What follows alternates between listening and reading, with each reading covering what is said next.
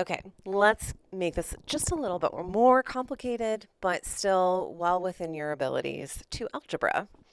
So if we're solving for equilibrium concentrations, and this means from the equilibrium constant and the initial values. So the problem is going to say, here's the equilibrium constant for this reaction. This is how much I'm starting with. How much do I have at equilibrium? And could be of everything, could be of a specific thing, depends on the problem. So, like so many other things, I'm going to give you a set of steps. This set of 6 steps are what you should follow in order when you're setting up an equilibrium problem. It will also, right, as we get to harder things, you'll still be able to use these steps. It's just the process of going from one step to another could get updated.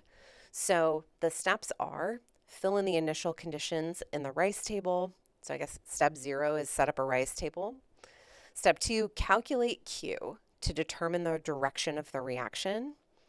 3, fill in the change row with values of X that match the stoichiometry. 4, complete the equilibrium row. 5, substitute values from the equilibrium row into the equilibrium constant expression. And then solve for X and sub the numerical value for X back into the equilibrium row. Examples, these 6 steps, my recommendation, take a screenshot, write these on an index card, have this next to you when you solve equilibrium problems until you're able to do it without the steps on the card. So example 1, you have been asked to find the concentration of A and B at equilibrium if the initial concentration of A is 1 molar and the equilibrium constant is 0.33. So rice table, my reaction is that A is in equilibrium with 2B, and I'll put a 1 in front of the A just to be explicit. Then if I calculate Q to determine the direction, well, okay, let me say my initial conditions are in here. 1 molar for A and 0 for B. So calculate Q to determine the direction. Well, products over reactants, my products are 0. So, I guess we could set up that 0 is less than 0.33. So my reaction has to move to the right. But also you could and are allowed to just look at this and say, hey, there's no product, I have to make some. So my reaction has to move to the right. Now, the amount by which it moves to the right is the unknown. That's why we're putting in X's in the change row. Now, I know what the balance is going to be at the end, which is what I use to solve for X, but I don't know how much it's going to go down. But I do know, because my reaction is moving right, I'm losing a certain amount of reactant, so minus X, and I'm making twice as much in product, so plus 2X. This means that at equilibrium, my A concentration is 1 minus X. So I just added those together. I just wasn't able to combine the terms. And then under B, 0 plus 2X. So at equilibrium, 2X is my B concentration. So my equilibrium constant expression is concentration of B squared over concentration of A. So what I am doing is taking things written in the equilibrium row and plugging them directly in for concentration of B or concentration of A. So for B, it's 2X in parentheses squared. And then for A, it's 1 minus X. And 2X quantity squared divided by 1 minus X is equal to 0.33 because that's my equilibrium constant. Now I have to algebra. So the getting things in parentheses, super important because I need this to say 4x squared, right? 2x whole quantity squared is 4x squared divided by 1 minus x is equal to 0.33, which I've put over 1 just to make it easier to cross multiply. So 4x squared equals 0.33 times 1 minus x. If I distribute that 0.33, and then move everything over to one side, I have 4x squared plus 0.33x minus 0.33 equals 0. And I have done it this way so that I can solve it with the quadratic formula. Now, you may not have done quadratic formula in a while. I'm not asking you to memorize quadratic formula, but you have to be able to use it. So, right, quadratic formula is x is equal to the opposite of b plus or minus the square root of b squared minus 4ac all over 2a, where a, b, and c are the coefficients in this version of the equation that's set equal to 0. Right, a is the 4, b is 0.33, c is minus 0.33. When you do quadratic formula, you get two results. So my x value is equal to 0.2489 and negative 0.33.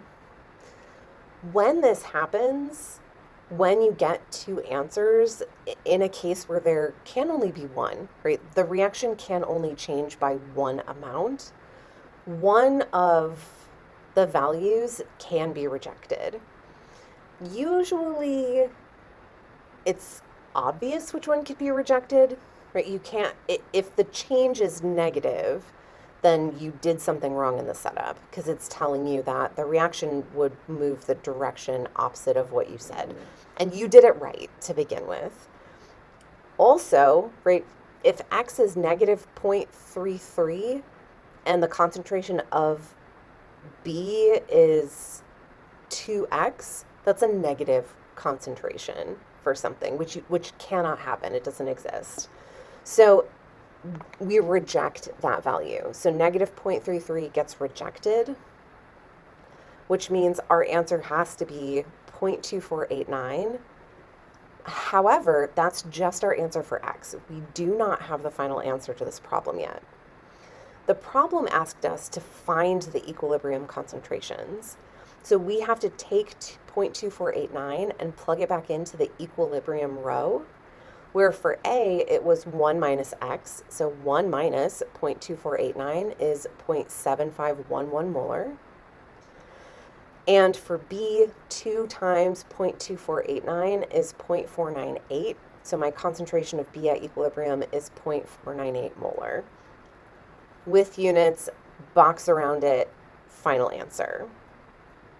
Okay, let's do an example that has real chemicals instead of generic chemicals, but same principle. We have an equilibrium constant of 0.36 at 100 degrees. The initial NO2 concentration is 1 molar and N2O4 is 0.1 molar. Find the concentration at equilibrium. So we have initial values for our reactant and our product. I have my rice table set up. My reaction is the N2O4 turning into 2NO2. My initial values are 0.1 N2O4 and 1 NO2, the sum of the given information. All right, so figuring out which the way the reaction goes. I don't have 0 for either reactant or product, so I can't just say, oh, it has to go this way. I have to calculate Q for this set of conditions to figure out which way it would go. So product squared divided by reactant, Q would be 10, right? 1 squared divided by 0.1 is 10. So where I'm at is 10. Where I'm going is 0.36. So 10 is greater than 0.36, which means my reaction is going to move to the left. That means in my change row, under the reactant, my x value will have a plus sign, and under the product, my x value will have a minus sign. I am getting rid of product and making the reactant in order to get the balance to 0.36. So in this, looking at my mole ratios, I'll make 1x of N2O4 and lose 2x of NO2. So at equilibrium, I'm looking at 0.1x, 0.1 plus x, and 1 minus 2x. So these going into the equilibrium constant expression, it's the product concentration squared. So 1 minus 2x, that whole quantity squared, divided by 0.1 plus x, and this is equal to 0.36, which I've put over 1, so I can cross multiply. I'm also going to expand this thing that is squared. So what I'm looking at is 1 minus 2x times 1 minus 2x, and that's equal to 0.36 times 0.1 plus x. So on the right side, I've just distributed that 0.36. On the left side, you have to be able to multiply this out. So whichever method works for you, a lot of people call it foiling. So firsts, outsides, insides, lasts.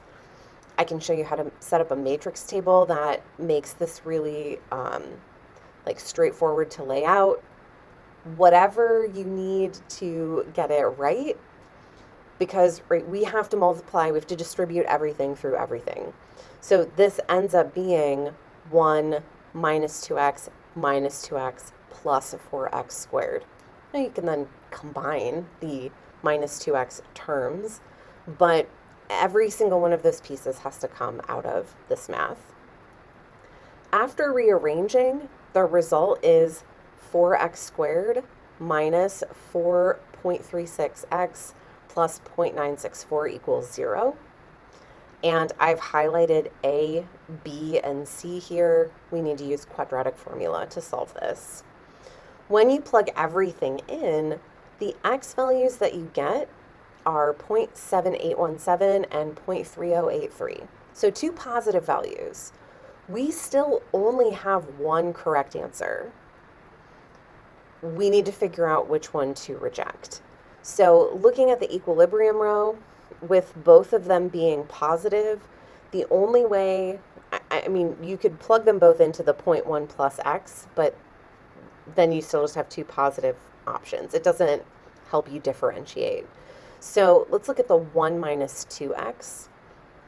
If I use 0.7817 in this calculation, I would get a negative value, right? 1 minus 2 times 0.7817. So 2 times 0.7817 is greater than 1. So I would end up with a negative value. Now, if I did 1 minus 2 times 0.3083, that would give me a positive value. So I can reject the 7817 because it would give me negative concentrations. So going forward with x equals 0.3083, still not done solving the problem, I need to plug this all in and find the equilibrium concentrations that way.